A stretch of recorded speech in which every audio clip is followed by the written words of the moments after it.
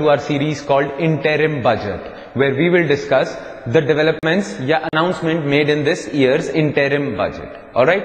Today's part of interim budget is middle class part 2. इसमें हम देखेंगे कि गवर्नमेंट ने टैक्स पेयर्स के लिए, सैलरी टैक्स पेयर जो मिडिल क्लास है उनके लिए क्या क्या मेजर्स उठाए हैं. लास्ट वीडियो में हमने देखा था housing sector related, home owners related क्या टैक्स बेनिफिट्स थे. अब हम देखेंगे इनकम टैक्स में गवर्नमेंट ने क्या क्या बेनिफिट्स किए हैं.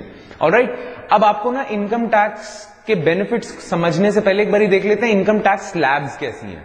स्लैब के बेस पे होता है, तो देख लेते हैं एग्जाम्पल के तौर पे. जैसे अगर आपकी इनकम 2.5 लाख रुपए से कम है तो आपको 0% इनकम टैक्स लगेगा. अगर आपकी इनकम 2.5 लाख से 5 लाख के बीच में है तो आपको 5% टैक्स देना पड़ेगा, और 5 से 10 के बीच में तो 20% टैक्स है. ऑलराइट, अब गवर्नमेंट ने टैक्स स्लैब्स तो बिल्कुल चेंज नहीं करी है, बट गवर्नमेंट ने एक फैसिलिटी देती थी. गवर्नमेंट कहती थी कि अगर आपकी इनकम 2.5 लाख से ज्यादा है पर 3.5 लाख 3.5 लाख से कम है तो आपके टैक्स में आपको रिबेट मिलेगा. रिबेट का मतलब जितना टैक्स आपका बनता होगा उसमें से कुछ डिडक्ट कर लेंगे, हम माइनस कर लेंगे, आपको देने की जरूरत नहीं होगी. और वो कितना अमाउंट होगा? That amount would have been up to 2500. पर ये जो रिबेट की फैसिलिटी है ये सिर्फ उन लोगों को मिलेगी जिनकी इनकम 2.5 लाख से ज्यादा है पर 3.5 लाख 3.5 लाख से कम है. नाउ गवर्नमेंट ने ये जो 3.5 लाख की लिमिट है इसको बढ़ा के अब 5 लाख तक कर दिया है. अब इससे होगा क्या? आप देखिए, अगर मेरी इनकम 5 लाख है तो 2.5 लाख तो उसमें से माइनस हो गए, बिकॉज 2.5 लाख तक की इनकम पे तो 0 टैक्स था. अब बचे 2.5 लाख, उस बचे 2.5 लाख पे 5% का टैक्स लगेगा. राइट, अब उस बचे 2.5 लाख पे जो 5% का टैक्स लगेगा ना, आप लगा लीजिए कि 5% कितना होता है 2.5 लाख का? 2500 रुपए, 2500. राइट, अब गवर्नमेंट ने क्या करा है, एक तो 3.5 लाख से 5 लाख तक लिमिट रेज कर दी. एक जितनी आपकी रिबेट आपको अलाउड थी ना, 2500 तक आपको रिबेट अलाउड थी, उसको बढ़ा के अब 1250 कर दिया है, 12,500. तो अब आप देखिए, अगर मेरी इनकम 5 लाख है, 2.5 लाख माइनस 2.5 लाख का 5% होता है 12,500. वो 12,500 सारा का सारा माफ हो जाएगा, उस पर रिबेट मिल जाएगी. तो इन अ सेंस मेरी इनकम अगर 5 लाख या उससे कम है तो मुझे कोई टैक्स देने की जरूरत ही नहीं है.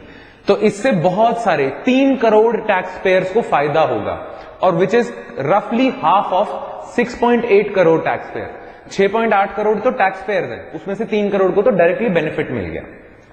एक तो ये चीज. एक सेक्शन 80C. सेक्शन 80C कहता है कि अगर आप अपनी इनकम का कुछ पोर्शन प्रोविडेंट फंड में लगा देते हो, गवर्नमेंट अप्रूव्ड इंश्योरेंस स्कीम्स में लगा देते हो, या और सेविंग्स इंस्ट्रूमेंट्स में लगा देते हो, कहीं पैसा लगाते हो, इन्वेस्ट करते हो, तो वो जो पैसा आपने लगाया है उस पर टैक्स देने की जरूरत नहीं है. अब गवर्नमेंट ने ये लिमिट रखी हुई है 1.5 लाख तक, कि 1.5 लाख तक का पैसा अगर आपने प्रोविडेंट फंड, इंश्योरेंस वगैरह में डाला हुआ है तो आपको उस 1.5 लाख पे टैक्स देने की जरूरत नहीं है.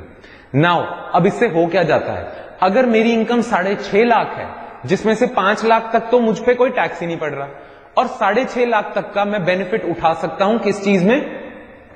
You understand? 6.5 लाख का मैं बेनिफिट उठा सकता हूं सेविंग्स इंस्ट्रूमेंट में.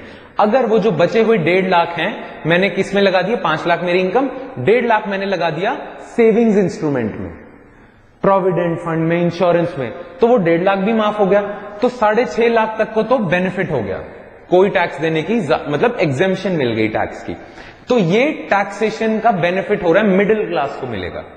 दूसरी जो गवर्नमेंट ने और टैक्सेशन रिफॉर्म्स करे हैं, एक होता है स्टैंडर्ड टैक्स डिडक्शन या स्टैंडर्ड डिडक्शन लिमिट.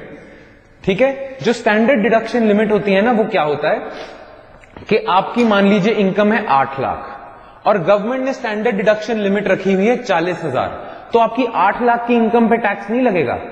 आपकी इनकम जिस पे टैक्स लगेगा वो होगा 8 लाख माइनस 40,000, मतलब 7,60,000 पे आपको टैक्स देना पड़ेगा. ऑलराइट, अब गवर्नमेंट ने क्या करा है, ये स्टैंडर्ड डिडक्शन लिमिट 40,000 तक थी, 50,000 तक कर दिया. मतलब अब अगर आपकी इनकम 8 लाख है तो टैक्सेबल इनकम होगी 7.5 लाख, 50,000 तो माइनस हो जाएगा. तो अगेन ये बेनिफिट हो गया. Now TDS threshold. TDS means tax deducted at source. अब पहले क्या होता था कि जिस इंसान की इनकम, मैं कहीं काम करता हूं, एम्प्लॉय हूं कहीं, अगर मेरी इनकम 10,000 से ज्यादा है तो जो मेरा एम्प्लॉयर होगा ना, जिसने मुझे काम पे रखा है, वो जो मुझे हर महीने की तनख्वाह देगा, उसमें से कुछ पोर्शन इनकम टैक्स काटता रहेगा। अब वो कुछ पोर्शन कितना होगा? जितना मेरा पूरा साल का इनकम टैक्स बनता है ना, हर महीने थोड़ा थोड़ा उसमें से काटता रहेगा। इसे कहते हैं टैक्स डिडक्टेड एट सोर्स। अब पहले था कि 10,000 से कम मेरी इनकम है तो टीडीएस काटने की जरूरत नहीं है ना, 10,000 से कम है और 10,000 से ज्यादा है तो टीडीएस काटने की जरूरत है। गवर्नमेंट ने वो एग्जेम्पशन बढ़ा दी है 40,000 तक। 40,000 से कम है तो टीडीएस काटने की जरूरत नहीं, 40,000 से महीने की इनकम अगर ज्यादा है तो टीडीएस कटेगा। ऑलराइट, तो इससे भी कुछ जो सैलरीड लोग हैं उनको फायदा होगा। थ्रेशोल्ड बढ़ा दिया। लास्ट एक तो थ्रेशोल्ड बढ़ाया है, एक और चीज, आई एम सॉरी, ये इनकम पे नहीं होगा। 10,000 से जो 40,000 करा, आई एम रियली सॉरी, ये इनकम पे नहीं होगा, ये उस इनकम पे होगा जो आप कमा रहे हो एफडी करा के। आप अगर एफडी कराते हो तो हर साल आपको कुछ इंटरेस्ट मिलता है, राइट? अब वो जो आपको इंटरेस्ट मिलता है ना, उस पे भी टीडीएस कटता है, राइट? अब अगर आपकी एफडी और बैंक डिपॉजिट या पोस्ट ऑफिस डिपॉजिट से अगर आपके सालाना इंटरेस्ट 10,000 से कम का था तो टीडीएस नहीं कटता था, 10,000 से ज्यादा का था तो टीडीएस कटता था। अब गवर्नमेंट ने वो 10,000 से 40,000 तक कर दिया है। प्लीज मेक श्योर, अभी जो मैंने इनकम का कहा था वो मैंने टीडीएस समझाने के लिए कहा था, बट ये जो 10,000 से 40,000 करा है, ये वो इनकम है जो इंटरेस्ट के थ्रू आती है। ऑलराइट, अब एक तो इंटरेस्ट जो एफडी और पोस्ट ऑफिस डिपॉजिट्स पे आपको मिलता है उसका थ्रेशोल्ड बढ़ा दिया, एक बढ़ा दिया सालाना रेंट पे या रेंट पे आपको जो मिलता है। पहले 1,80,000 तक का जो रेंट था ना, उस पे टीडीएस काटने की जरूरत नहीं होती थी। 1,80,000 से रेंट ज्यादा है तो टीडीएस कटेगा हर साल, हर रेंट पे, हर जो भी रेंट मिलेगा। अब वो लिमिट भी 1,80,000 से 2,40,000 कर दी गई है। मतलब पहले 2 लाख कमाने वालों को टीडीएस देना पड़ता था हर महीने, अब 2 लाख जो कमा रहा है रेंट, उसको नहीं देना पड़ेगा टीडीएस। अब आप सोच रहे होंगे टीडीएस का थ्रेशोल्ड बढ़ाने से फायदा क्या हुआ? जब हर महीने पैसा कटता था ना, तो क्या होता था कि स्पेंडिंग पावर कम हो जाती थी, साल के एंड तक आपको स्पेंडिंग पावर कम हो जाती थी। अब क्या होगा? अब आपको साल के एंड में पैसा देना है, तो उस साल तक आपके पास डिस्पोजेबल इनकम, जो आपके पास इनकम है वो ज्यादा रहेगी, तो आप एक्सपेंडिचर ज्यादा करोगे। ऑलराइट, तो ये सारे जो मेजर है ना, इनकी एडवांटेजेस देख लेते हैं। इन सारे मेजर्स की, टैक्स कम कर देना, है ना, ये लोगों का टैक्स बर्डन कम कर रहा है। अब इससे फायदा क्या होगा? अगर आपको कम टैक्सेस देने पड़ेंगे तो क्या होगा? आपकी डिस्पोजेबल इनकम, जिसे आप खर्च कर सकते हो, वो बढ़ जाएगी। अगर आपकी इनकम जिसे आप खर्च करना चाहते हो वो बढ़ जाएगी तो आपकी कंजम्पशन बढ़ जाएगी, और अगर आपकी कंजम्पशन बढ़ जाएगी तो आपकी डिमांड बढ़ेगी, है ना? तो अगर सब लोगों की डिमांड बढ़ जाएगी तो इकोनॉमी में एग्रीगेट डिमांड बढ़ जाएगी, और जब भी इकोनॉमी में डिमांड बढ़ती है तो प्रोड्यूसर्स को तो फायदा है। जो लोग सामान बना रहे हैं उनको दिखेगा कि उनके सामान की डिमांड ज्यादा है, वो सप्लाई बढ़ा देंगे, और वो जब सप्लाई बढ़ा देंगे तो जीडीपी बढ़ेगी। गवर्नमेंट का अनुमान यह है कि ये जो डिमांड बूस्ट होगी, ये जो कंजम्पशन बूस्ट होगी, इसका सबसे ज्यादा फायदा होगा एफएमसीजी सेक्टर को। एफएमसीजी सेक्टर, एफएमसीजी सेक्टर एक बारी ब्रीफ में देख लेते हैं क्या? कुछ नहीं है। एफएमसीजी सेक्टर होता है फास्ट मूविंग कंज्यूमर गुड्स। अब फास्ट मूविंग कंज्यूमर गुड्स कौन से होते हैं? जो रेडिली कंज्यूमेबल होते हैं। कंज्यूमर गुड्स दो तरह के होते हैं, एक कंज्यूमर गुड्स हैं फास्ट मूविंग कंज्यूमर गुड्स, जैसे कि एग्जांपल चिप्स हो गए, बेवरेजेस होगी, Coke, Pepsi, toiletries, hand wash, body wash, ये सारी जो चीजें हैं, है ना, जो रेडिली एक तो पैकेज होती हैं और रेडिली कंज्यूमेबल होती हैं। और दूसरे कंज्यूमर गुड्स होते हैं जो कंज्यूमर ड्यूरेबल्स होते हैं, जैसे कि टीवी, फ्रिज वगैरह। ये लोग फास्ट मूविंग कंज्यूमर गुड्स में नहीं आते। फास्ट मूविंग कंज्यूमर गुड्स हैं कोक, पेप्सी, चिप्स, खाने का सामान, बाथरूम का सामान, है ना, ये सारी चीजें फास्ट मूवर है, मूविंग है। तो वो कहते हैं कि जैसी लोगों की वो बढ़ेगी ना, थोड़ी सी इनकम बचेगी, इस सेक्टर में सबसे ज्यादा डिमांड बढ़ेगी, लोग ये ज्यादा कंज्यूम करेंगे, क्योंकि ये हमारी लाइफ जीने की नेसेसरी चीजें हैं, एसेंशियल चीजें हैं, इसलिए। दूसरा, वो कहते हैं, कई लोग क्रिटिसाइज कर रहे हैं कि गवर्नमेंट इतना टैक्स लोगों का बचा रही है तो गवर्नमेंट पैसा कहां से लाएगी? तो पता यह चलता है कि गवर्नमेंट ने पिछले कुछ सालों में डीमोनेटाइजेशन, जीएसटी और बहुत सारे ऐसे रिफॉर्म्स लिए थे जिसकी वजह से जो लोग हैं या इकोनॉमी है वो फॉर्मलाइज हो गई थी। पहले कैश पे चलता था, अब बैंकिंग चैनल्स के थ्रू चलता है, तो फॉर्मल हो गई इकोनॉमी। फॉर्मल होने की वजह से ज्यादा लोग टैक्स एम्बिट में आ गए। पहले जो लोग टैक्स बचा सकते थे कैश वाली इकोनॉमी में, अब कैशलेस इकोनॉमी में बचा नहीं सकते, तो उसका नतीजा क्या हुआ, ज्यादा से ज्यादा लोग आ गए टैक्स एम्बिट में। टैक्स बेस बढ़ा। जब टैक्स बेस बढ़ा तो अगर गवर्नमेंट टैक्स रेट कम भी कर दे या लोगों को टैक्स बचा भी दे तो वो कॉम्पनसेट कैसे होगा, ज्यादा से ज्यादा लोग टैक्स दे रहे हैं। कहते हैं कि गुड इकोनॉमिक सेंस क्या होती है, अच्छी इकोनॉमी के निशान क्या होते हैं, वो ये होता है कि वाइड टैक्स बेस और कम से कम न्यूनतम tax rate. Wide tax base, lower tax rates. तो ये अच्छी डायरेक्शन में गवर्नमेंट ऑफ इंडिया मूव कर रही है। ऑलराइट, अब एक और चीज हम जानते हैं कि आपने भी सुना होगा कि ट्रेड वॉर चल रहा है यूएसए चाइना का। ट्रेड वॉर होने की वजह से और बहुत सारे कारणों की वजह से ग्लोबल डिमांड गिरी हुई है। अगर ग्लोबल डिमांड गिरी हुई है तो हमारे एक्सपोर्ट्स भी गिरेंगे, हम बाहर के लोगों को अपना सामान नहीं बेच सकते। तो अगर एक्सपोर्ट्स गिरेंगे तो हमारी जीडीपी गिरेगी।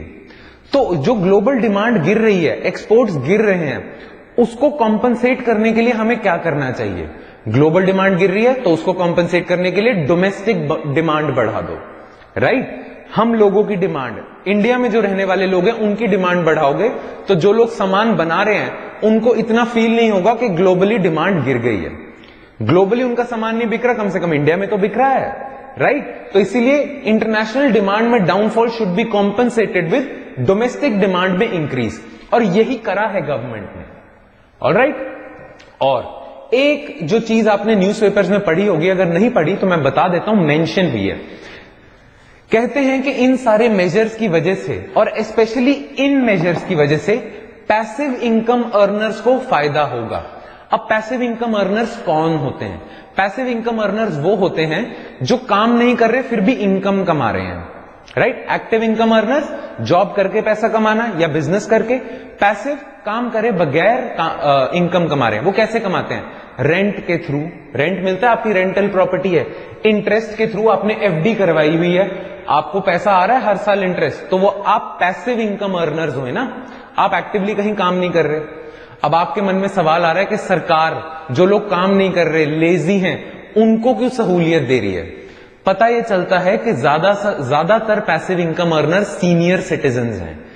सीनियर सिटीजन जो अब काम नहीं कर सकते, जिन्हें करना भी नहीं चाहिए, तो सरकार ने सीनियर सिटीजन्स और ऐसे जो काम नहीं कर सकते उन पैसिव इनकम अर्नर्स को सहूलियत दी है। उनकी नहीं जो काम कर सकते हैं पर कर नहीं रहे बिकॉज बहुत प्रॉपर्टी है जी मेरी, मेरे को बहुत रेंटल इनकम आती है, उन लोगों के लिए नहीं है। वैसे फायदा उनको भी होगा, बट ज्यादातर इसका फायदा होगा वो पैसिव इनकम अर्नर्स जिनको जरूरत है सपोर्ट की, senior citizens and all. Alright, इन सारे मेजर्स के साथ, और अब आप देख रहे हैं ये आपके मेंस में भी बहुत काम आएगा कि इन सारे मेजर्स का फायदा क्या है। कंजम्पशन बूस्ट हो रही है, डिमांड बूस्ट हो रही है, गवर्नमेंट का फिस्कल डेफिसिट खराब होगा इससे, आप कहोगे हो सकता है, बट गवर्नमेंट को इवेंचुअली फायदा होगा वाइडर टैक्स बेस से। राइट, अब गवर्नमेंट टैक्स को बढ़ाने के लिए क्या कर रही है कि टैक्स बेस वाइड हो। उसके लिए एक तो गवर्नमेंट ने रिफॉर्म्स लिए हैं, जैसे डीमोनेटाइजेशन, जीएसटी, पैन को आधार से लिंक कर देना, आपके बैंक अकाउंट को आधार से लिंक कर देना, एक तो वो चीजें हैं। दूसरी, गवर्नमेंट सोच रही है कि जो टैक्स डिपार्टमेंट है ना, टैक्स भरना बहुत कॉम्प्लेक्स काम है, तो टैक्स भरने के प्रोसीजर्स हैं उनको इजी किया जाए, लीस्ट कॉम्प्लेक्स किया जाए, है ना, और जल्दी किया जाए, और टैक्स ऑफिशियल्स की हरासमेंट को कम किया जाए। तो गवर्नमेंट ने टैक्स कॉम्प्लेक्सिटी कम करने के लिए कुछ 1-2 सालों से मेजर्स लिए हैं। पहले ऑनलाइन कर दिया उसे, तो आप रिटर्न ऑनलाइन भर रहे हो, ऑनलाइन रिटर्न भरने की वजह से थोड़ा इजी हो गया। राइट, और कॉम्प्लेक्सिटी कम करने के लिए गवर्नमेंट ने मेजर्स ये लिए हैं, जैसे ही आप रिटर्न भरते हो विद इन 24 घंटे वो रिटर्न प्रोसेस कर लेता है इनकम टैक्स, और अगर आपका कोई रिफंड बनता है तो आपको साथ ही साथ रिफंड कर देता है। राइट, और पीयूष गोयल जी का मानना है, जिन्होंने बजट प्रेजेंट किया था, कि 2 सालों में सारी टैक्स रिटर्न्स, ऑलमोस्ट सारी tax returns would be processed online. ये क्या करेगा? एक तो गुड गवर्नेंस है, ट्रांसपेरेंसी है, प्लस कॉम्प्लेक्सिटी हटाएगा टैक्स डिपार्टमेंट में, इनकम टैक्स डिपार्टमेंट में। और अगर आप ऑनलाइन टैक्स भर रहे हो तो आपका वास्ता नहीं पड़ रहा है टैक्स ऑफिशियल से, वो आपकी रिटर्न प्रोसेस भी ऑनलाइन कर रहे हैं, उनका और आपका वास्ता कम हो गया, राइट, इंटरफेस बंद हो गया, तो हरासमेंट भी बंद होगी, तो ज्यादा से ज्यादा लोग टैक्स भरेंगे। यही कुछ मेजर्स हैं जो लॉन्ग रन में भी इंडिया के लिए अच्छे हैं कि जितना वाइड टैक्स बेस होगा तो गवर्नमेंट के रेवेन्यूज बढ़ेंगे, और वाइड टैक्स बेस होने की वजह से गवर्नमेंट टैक्स रेट्स कम कर देगी, जिससे हमें भी फायदा, सरकार को भी फायदा। विन विन सिचुएशन है ये। अगर इस चीज को ठीक से इंप्लीमेंट कर लिया जाता है और फ्यूचर में चलने दिया जाता है तो एक्चुअली विन विन सिचुएशन है। Alright, so that's it from my side, guys. I'll see you next time with the next part of this budget series. Thank you.